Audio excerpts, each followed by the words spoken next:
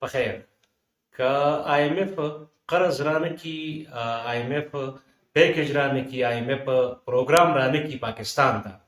نو زما او ستا په ژوند باندې کم منفي اغیز پرېوځي. دا ځکه چې دا وخت په سوشل میډیا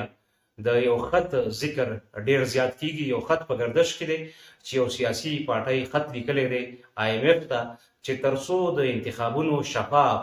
کره کتنه نه شوي تر هغې پاکستان ته د قرض نه ورکول کیږي یا د مشروط شي د دغه کره کتنې سره د انتخابونو د کره کتنې سره. خبره دا ده که قرض پاکستان ته ورنکړي او پاکستان ډیفالټ شي یعنی دیوالیه شي نو د دیوالیه په صورت کې به زما او ستا په ژوند باندې کم منفي اغیز پرېوځي. یو خو دا چې امپورټ چې کوم د بهر نه څیزونه راځي هغه به بیخي ودرېږي ځکه چې بیلنس اف پیمنټ کرایسس به راځي او چې بیلنس اف پیمنټ کرایسس راځي نو کوم کنساینمنټ چې د بهر نه راځي د هغې په درآمد کولو به ډېر منفي اثر پرېوځي او دلته چې کوم کارخانې په هغې باندې چلیږي یا د خلکو ضرورتونه پوره کېږي نو هغه به بیډلی افیکټ شي یا ډېر زیات منفي اغیز به ورباندې پرېوځي. بله دا چې دا هم ویل کېږي چې کله ملک دیوالیه شي او د ورکولو دپاره پیسې نه لري نو هغه اګریمنټس اټهالډ شي یا هغه میوچوال اګریمنټ یا انټرنیشنل چې کوم ابلیګیشنز دي د پیسو د ورکړې راکړې د څیزونو د ورکړې راکړې څه څیزونه یې اخیستي د هغې دپاره یې معاهدې کړي نو هغه معاهدې هم متعلقه ملکونه اټهالټ یا یعنی یو بریک پکې راشي نو دا نه صرف په ایکسپورټ او په امپورټ بلکې په جاري معاهدو هم منفي اثر پرېوځي او په جاري معاهدو کې چې کله خام مال د بهر نه نه راځي یا ستاسیز بهر خرڅېږي نه خلک یې په دې بنیاد باندې ستانه ډډه کوي چې ته یو دیوالیه قرضدار او په داسې یو حالت کې چې ته خپل بیلنس اف پیمنټ نشي ساتلی یعنی ورکړې راکړې دپاره ډالر نه لرې سرمایه نه لرې نو بیا ستا سره د روزګار چې کومې موقع دي هغه هم کمیږي. کله چې د بهر نه څیزونه راتله کم شي بالخصوص د میډیسن په شوبه کې هغه څیزونه چې په هغې باندې کارخانې چلیږي او مزدورکار هغې کې روزګار کوي نو دا ټول بیا منفي اثر پرېوځي. پاکستان د بهر نه ډېرې دوایانې راغواړي هغه چې هغه لایف سیوینګ ډرګز دي د شوګر د هارټ د پیشنټس د هغې سټانټس دي یا هر څه چې دي وټ ایور خو د میډیسن په شوبه کې به ډېر منفي اثر پرېوځي ځکه یو کمپني تا سره ډالر نشته کله چې تا سره ډالر نه وي نو کمپني ستا نه پیسې غواړي پیسې په ډالر کې غواړي هغه ستا په خطر کې یا تا سره لګي یا کمپني پوهېږي چې د خپل اګریمنټ نشي پوره کولی که زه یو کنساینمنټ درته ولېږم یو شپمنټ درته وکړم د څیزونو نو ته بیا ماله پیسې ټکې نشي راکولی په ډالر کې پیمنټ نشي کولی نو دا دې سره به ډېره زیاته بېروزګاري هم راشي یعنې د صحت په شوبه د خوراک په شوبه بلکې د توانایي په شوبه به ډېر منفي اثر کېږي ځکه توانایي دلته ترمنده د هغې دپاره د بهر نه آیل ګیس او پېټرول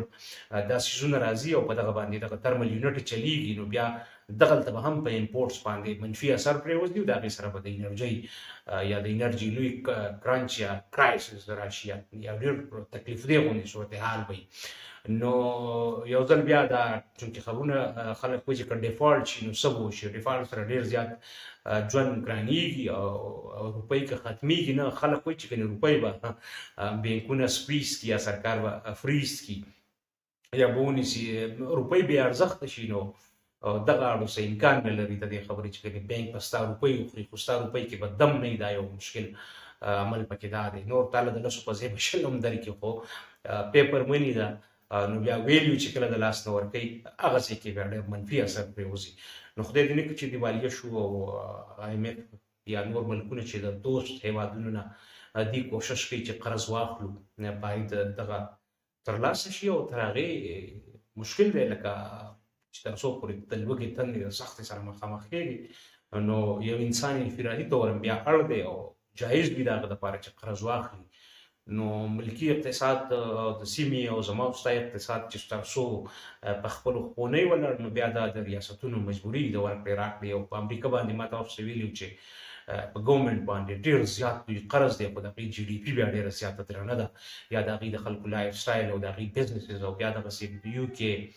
دغسې ناروې سویډن نیوزیلینډ سویټزرلینډ وغیره وغیره څومره چې ترقي یافته هېوادونه دي جاپان هغوی ایکسپورټ امپورټ ډېر زیات دي چاینا نو په دې باندې ډېرې زیاتې قرضې خو دا دې مونږ ته یاد دی چې د هغې په مقابله کې اګینسټ ډیټس د هغې والیوم د GDP هغه هم ډېر سیوای لایف سټینډرډ ډېر زیات پري نو دا جسټیفیکیشن خو نه دی، زه نه وایم چې دا یو جسټیفیکیشن دی د قرض لپاره، خو د اکانومي په رننګ کې ساتلو لپاره قرض چې دی په دې وخت کې د پاکستان، د هند، د بنگلاديش د دیو ډېر زیات ضرورت دی. او دا چې کوم باډي ډېر ښه تا ته ریټینګ درکولی شي نو هغه IMF